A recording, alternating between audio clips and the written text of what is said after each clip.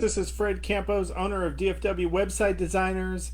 It is a wonderful Saturday, January the 2nd, 2021, and this is episode number 67 of my 3 business tips in 3 minutes at 3 o'clock. I just got back from watching a great high school football game.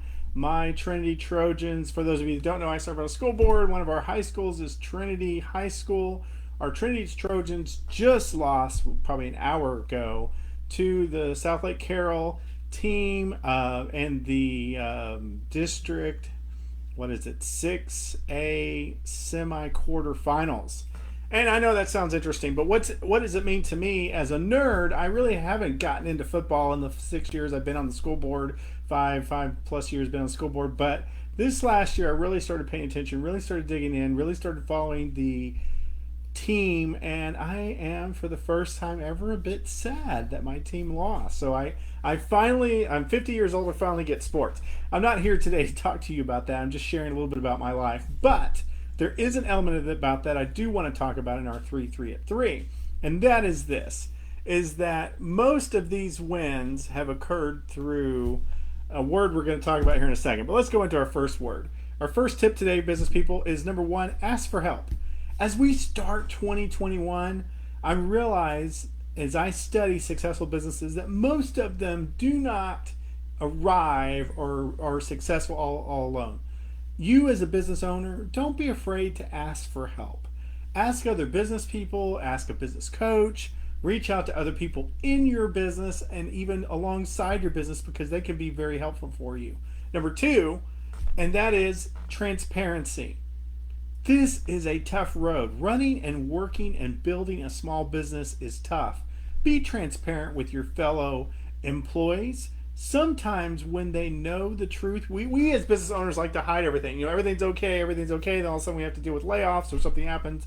But you'd be surprised what an enormous amount of transparency of how you are really doing is. And I'll give you this comparison.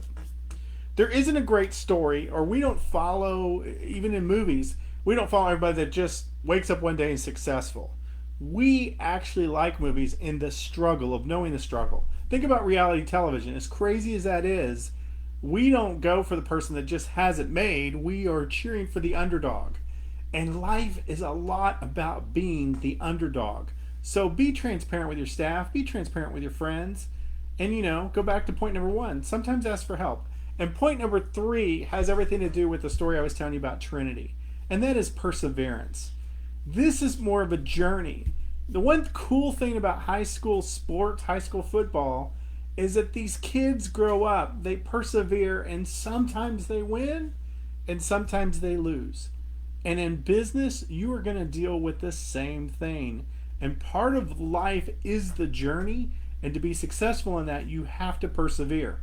As I have observed more than 300 businesses over the last 11 years, it's not the ones with the greatest business plan or have the most amount of money behind them. You know what the success is? Those that actually persevere through. They seem to be the ones that make it. So let's quick review here. Ask for help. Be transparent both with your fellow employees as well as your business associates, and persevere. I believe in you. You're going to be awesome. Continue to be awesome. Now go back to sleep.